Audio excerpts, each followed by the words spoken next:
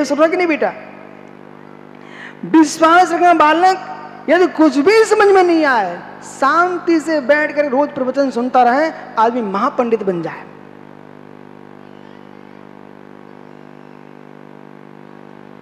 अब से गुन्नू कहाँ है? बन गए पंडित।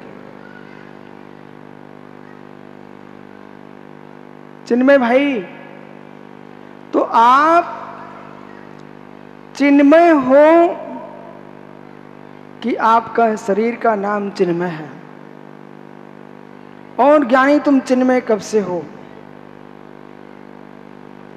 जैसा चिन्मय लोग तुमको जानते हैं, वो चिन्मय तो 17-18 साल का है, और जैसा चिन्मय मैं तुझे जानता हूं, वो चिन्मय त्रिकालिक है।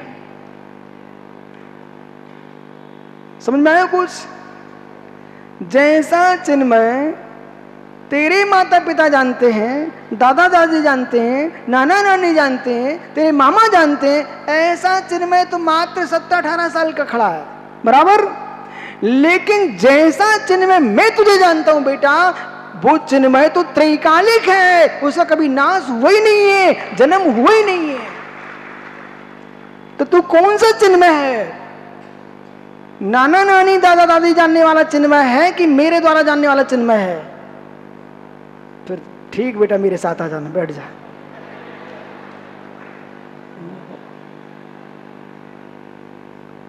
उनके माता पिता की चिंता भे जाना अपनों क्या है, अणु अणु स्वाधीन है। ज्ञानी सद्भूत,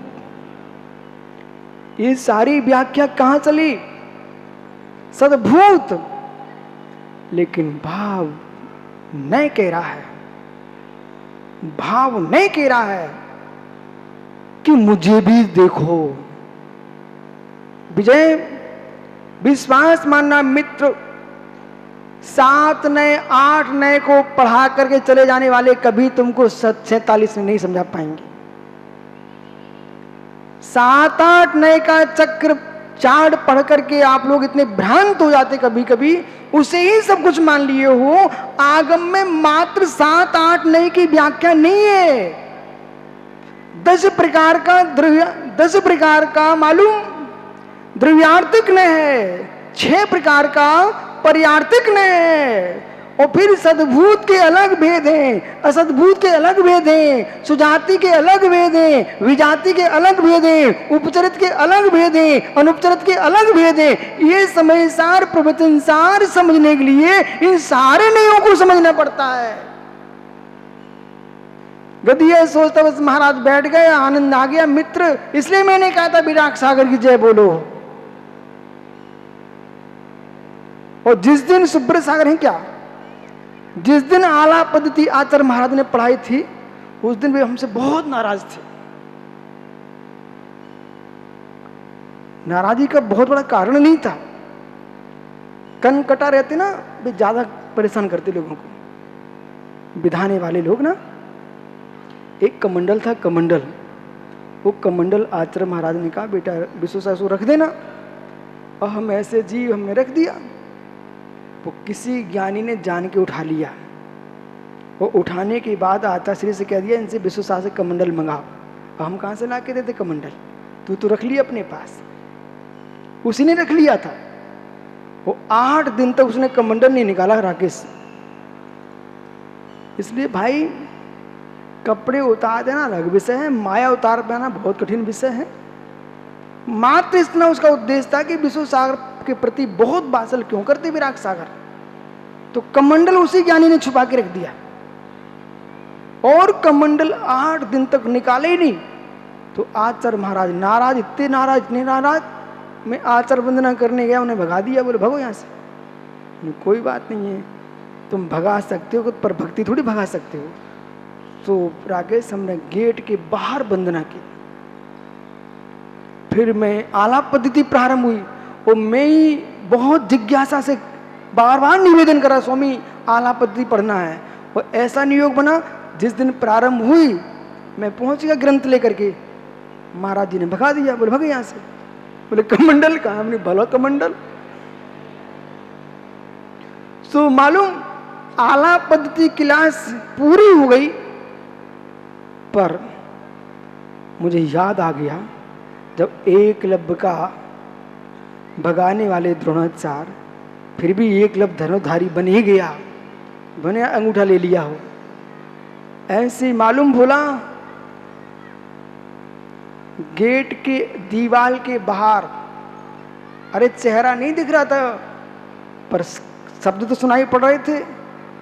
आला पद्धति हमने ऐसे पढ़ी है कि आचार्य श्री ने मुझे क्लास से भगा दिया और कहा जाओ कमंडल खोज के लाओ।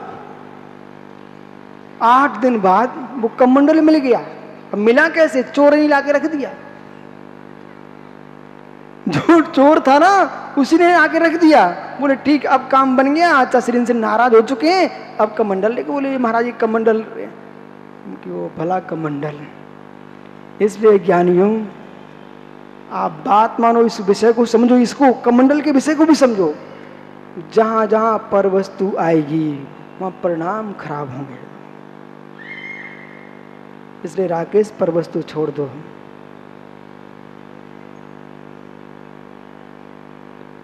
ये पिछी कमंडल इसलिए ज्ञानी मोक्ष के बहिरंग साधन है, अंतरंग साधन नहीं है। इनके पीछे में एक कमंडल चाहिए, वो कमंडल चाहिए। अरे कमंडल आड़े टेढ़े हो जाए, परिणाम तो सीधे रखो ना।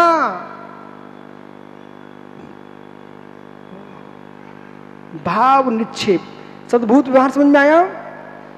भाव निक्षेप कह रहा है, भाव नहीं कह रहा है। सीता जैसे प्रणाम करना सीखो। बहुत कठिन साधना है, बहुत कठिन साधना है। नहीं तो मालूम इन माताओं ने अपने पति की आदि आयु तो 6 कर दी है। कुछ बोलते नहीं मित्र, प्रश्न करो मैं समझा दूंगा आपको। आयु 6 कैसे कर दी? जैन सिद्धांत कहता है विष की वेदना से, रक्त के क्षय से, श्वास के निरोध से, आहार के निरोध से, शीत की वेदना से, उष्णता की वेदना से, संक्लेश परिणामों से आयु का अपघात होता है। और यदि आपने अपने पति के सामने ऐसे नाटक की बेचारा टेंशन में जीने लग गया, उसके आयु कर्म के निषेकों का नाश होता है। आपकी भाषा में बोलते हैं हार्ट अटैक आ गया, अचानक कैसे आ जाता है? ये संक्लेशता से आता है। अब चाहे सारस्वत सागर, चाहे समुद्र सागर, सदैव कोई भी सागर हो, सौम्य सागर, यदि आपने अपने मुनिराजों के बीच में भी, गुरु महाराज के लिए, किसी के लिए भी किंचित मात्र साधन के लिए क्लेश दिया है, बाहर की साधना परिपूर्ण कर रहे हो, अंतरंग की साधना लेस मात्र नहीं, क्लेश मात्र है, बेटा तुम हिंसक हो, अहिंसा महाव्रत का पालन नहीं हो रहा।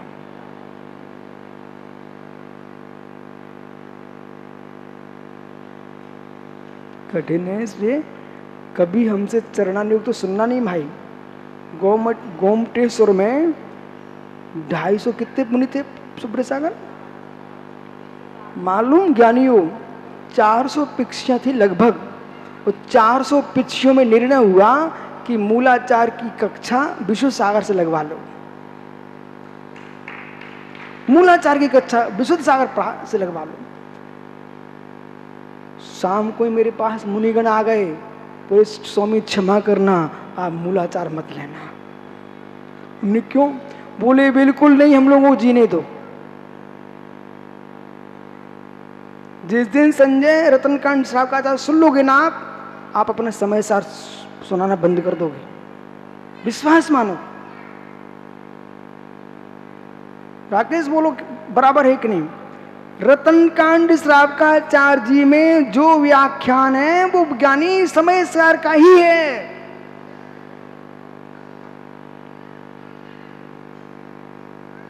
गोमट सार में जो व्याख्यान है वो समय सार का ही है। समय सार में जो व्याख्यान वो भी समय सार का ही है, गोमट सार का है। ए भाई गोमट सार जीव कांड कर्म कांड जो ग्रंथ हैं वे अशुद्ध समय सार की व्याख्या करते हैं और समय सार शुद्ध समय सार की व्याख्या करता है। रत्नकांड श्रावकाचार एक देश समय सार प्राप्ति का उपदेश देता है और मूलाचार सर्वदेश समय सार की प्राप्ति की उपाय की व्याख्या करता है। तुम लोग समझते नहीं हो, एक भी अनियोग को तुमने झूठा कर दिया उसी दिन तुम मिथ्या दृष्टि। और प्रथमा अनुयोग सबका सम्राट, सबकी व्याख्या कर, जिसको विजय समझ नहीं पा रहे। ओहो, आपका समय हो गया ज्ञानी, कल फिर आओगे। पर्याय तो पुनः भाव नय की व्याख्या होना है। किसकी? भाव नय की व्याख्या होना है। इतना छोटा मत समझ लेना, और भाव नय समझ में आ गया फिर ज्ञानी सामान्य की व्याख्या करें। पूरा विषय भावनय पर टिका है, फिर आपको समझ में आएगा सामान्य क्या बोलता है। और मित्र चिन्मय गया क्या? हाथ तेरा शरीर नहीं, सही है ना? नाक तेरा शरीर नहीं, सही है ना? ठहरो। प्रमाण नए नहीं, नए प्रमाण नहीं, ध्यान दो, नए प्रमाण नहीं, प्रमाण नए नहीं, नए प्रमाण नहीं, नए अप्रमाण नहीं। चिन्मय, हाथ तेरा शरीर है क्या? हाथ शरीर है क्या? हाथ शरीर नहीं है क्या? हाथ इसका शरीर नहीं, शरीर से रहित हाथ नहीं, नए प्रमाण नहीं, नए अप्रमाण नहीं, नए प्रमाण का अंश है। यानी समुद्र का किनारा, समुद्र का किनारा समुद्र की असमुद्र है। समुद्र का किनारा समुद्र की असमुद्र है। बोलो बोलो, समय नहीं है। समुद्र का किनारा समुद्र की असमुद्र है, हैं? यदि समुद्र है तो किनारा शब्द क्यों? समुद्र है तो किनारा शब्द क्यों? समुद्री बोलो ना। किनारा इसका मतलब समुद्र नहीं है, पर समुद्र का किनारा है इसलिए असमुद्र भी नहीं है। किनारा किसका है? समुद्र का। समुद्र क्यों नहीं है? क्योंकि किनारा है। असमुद्र क्यों नहीं? समुद्र का किनारा है। नए प्रमाण नहीं है, नए अप्रमाण नहीं है। प्रमाण है तो नए क्यों? वो अप्रमाण है तो नए कैसा? प्रमाण का अंश है। ऐसा भगवान विद्यानंद स्वामी ने श्लोक वार्तिक ग्रंथ में लिखा। ग्रंथ का नाम नोट कर लीजिए। कहां पर? श्लोक वार्तिक ग्रंथ में लिखा हुआ है आचार्य विद्यानंद स्वामी ने। और श्लोक वार्तिक पढ़ने के लिए मित्र आपको कम से कम 250 ग्राम रोज बादाम खाना पड़ेगी।